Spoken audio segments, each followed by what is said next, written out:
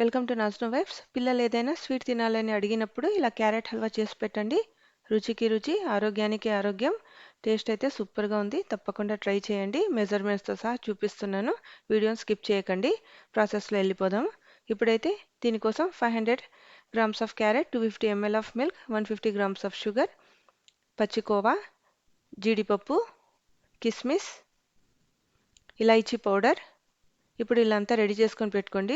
మనం క్యారెట్ ఎంత తీసుకుంటామో దానికి సగానికి సగం పాలు తీసుకోవాలండి. అది మెజర్మెంట్. ఇప్పుడైతే స్టవ్ ఆన్ చేసి ప్యాన్ పెట్టి 3 స్పూన్స్ ఘీ యాడ్ చేసుకొని జీడిపప్పు కిస్మిస్ని దోరగా వేయించుకొని పక్కన పెట్టుకోండి. ఆ తర్వాత ఈ నెయ్యిలోనే క్యారెట్ని వేసుకొని ఒక 5 మినిట్స్ వరకు ఫ్రై చేసి మూత పెట్టి కుక్ చేసుకోండి. ఇలా కుక్ చేసుకున్న తర్వాత అప్పుడు మీరు పాలని యాడ్ చేయాలి. ఫస్ట్ 5 మినిట్స్ అయితే కుక్ చేసుకోవాలి. ఆ తర్వాతే పాలని యాడ్ చేసుకోండి.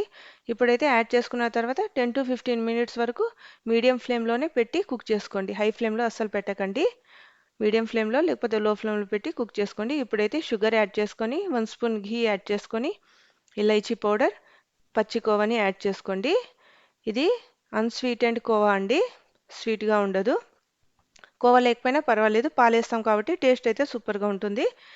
లాస్ట్లో జీడిపప్పు కిస్మిస్ని వేసుకొని 5 మినిట్స్ వరకు సిమ్లో పెట్టుకుంటే క్యారెట్ హల్వా అయితే రెడీ అయిపోతుంది. తప్పకుండా ట్రై చేయండి. నా ఛానల్ని లైక్ చేయండి, సబ్స్క్రైబ్ చేయండి. Thanks for watching. బాయ్.